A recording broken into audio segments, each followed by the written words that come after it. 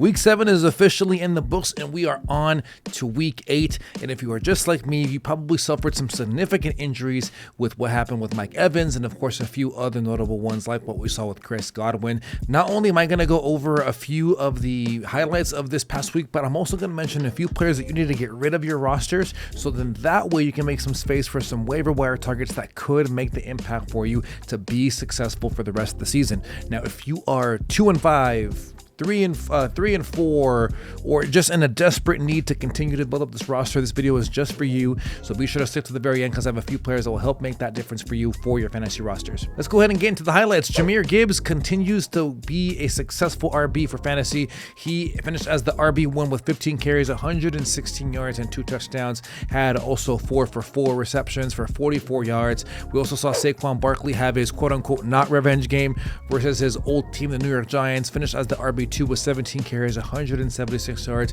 and a touchdown. We saw though how the Browns now look without Amari Cooper, and we saw David Njoku finish as the tight end 1, had 10 receptions on 14 targets for 76 yards and a touchdown. We also saw Russell Wilson finish as a top 5 quarterback in fantasy. He was 16 for 29 for 264 yards, had 2 touchdowns in the air, also had a rushing touchdown as well to cap things off. And then we saw also Jonnu Smith out of the Miami Dolphins put up a 7 for 7 performance with 96 yards and a touchdown.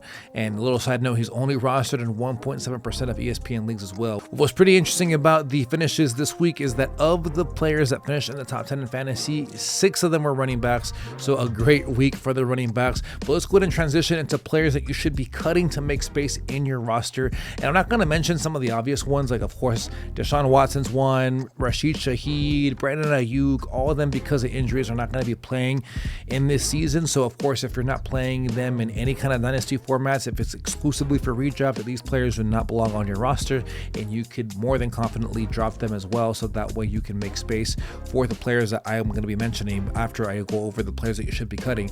But the players I'm going to be mentioning right now are going to be players that are currently playing and shouldn't be on your roster. And the first one is going to be Devin Singletary. And the reason why is because, well, Tyrone Tracy is emerged as the RB1 for this offense. Devin Singletary was outtouched by Tracy.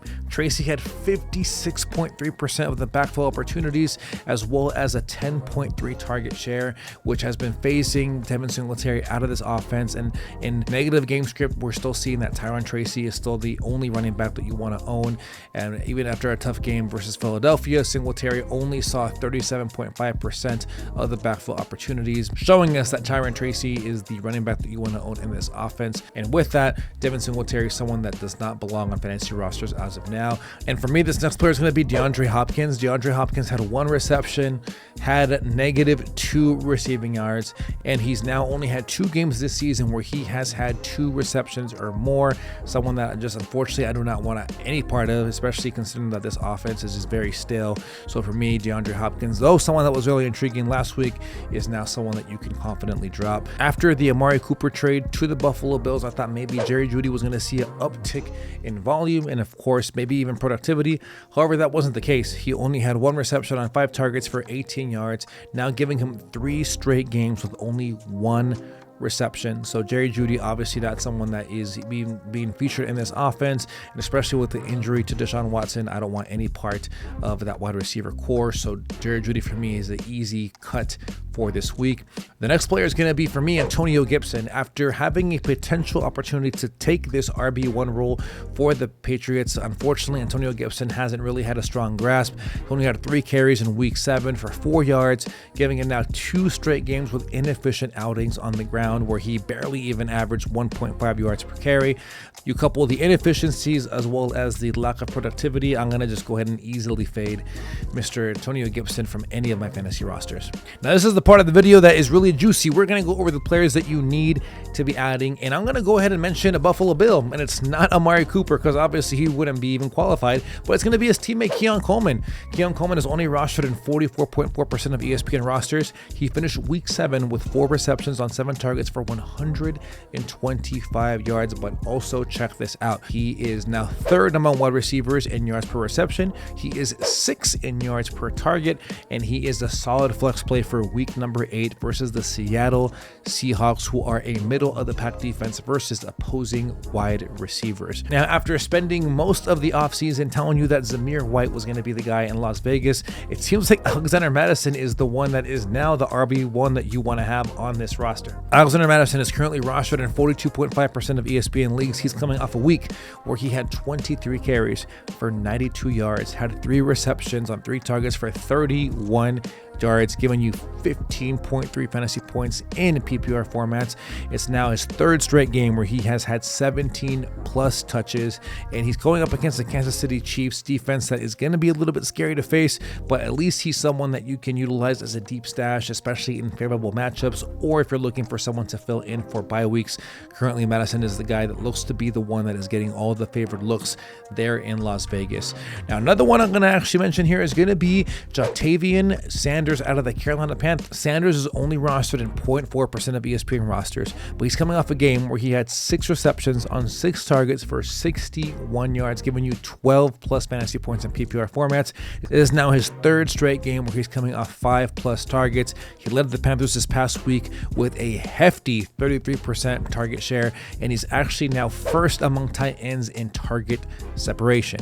And speaking of tight ends, another one that you're going to want to add is going to be Hunter Henry. It looks like Hunter Henry was the one, not Demario Douglas, that was getting all the looks on Sunday. He is only currently rostered in 27.4% of ESPN rosters. He caught 8 of 9 targets for 92 yards. He's now coming off back-to-back games with double-digit fantasy productions to go along 5 plus targets in those games.